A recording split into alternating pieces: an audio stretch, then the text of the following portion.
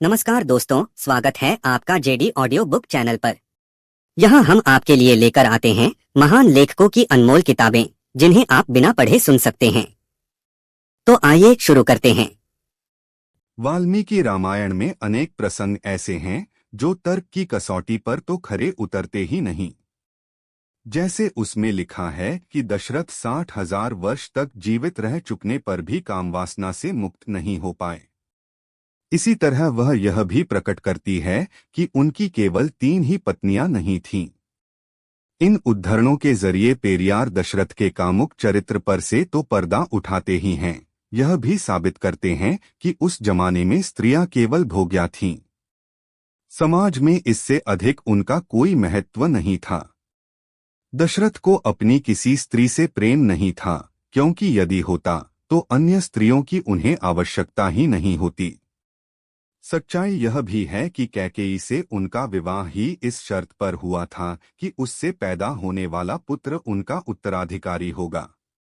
इस शर्त को नजरअंदाज करते हुए उन्होंने राम को राजपाट देना चाहा, जो उनका गलत निर्णय था। राम को भी पता था कि असली राजगद्दी का हकदार भरत है, वह नहीं। यह जानते हुए भी वह राजा बनने को तैयार हो जाते हैं। पेरियार के मतानुसार यह उनके सत्तालोलुप राज्यलोलुप होने का प्रमाण है। कैकेयी जब अपनी शर्तें याद दिलाती हैं और राम को वन भेजने की जिद पर अड़ जाती हैं, तो दशरथ उसे मनाने के लिए कहते हैं, मैं तुम्हारे पैर पकड़ लेने को तैयार यदि तुम राम को वन भेजने की जिद को छोड़ दो। पेरियार एक राजा के इस तरह के व्यवहार को बहुत निम्नकोटि का करार देते हैं और उन पर वचन भंग करने तथा राम के प्रति अंधा मोह रखने का आरोप लगाते हैं। राम के बारे में पेरियार का मत है कि वाल्मीकि के राम विचार और कर्म से धूर्त थे। झूठ, कृतघ्नता, दिखावटीपन, चालाकी, कठोरता, लोलुपता, निर्दोष लोगों को सताना और कुसंगति जैसे अवगुण उनमें कूट कूट कर थे। पेरियार कहते हैं कि जब राम ऐसे थे तो फिर राम अच्छे और रावण बुरे कैसे हो गए।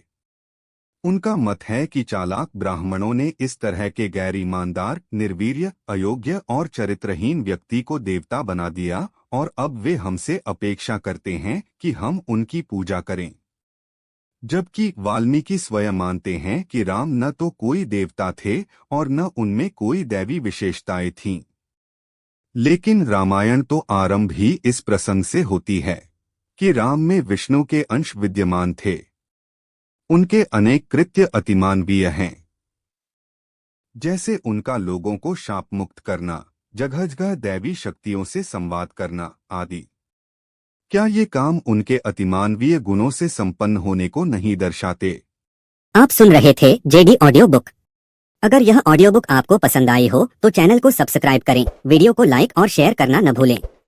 अगली किताब और नए विचारों के साथ फिर मिलेंगे। धन्यवाद।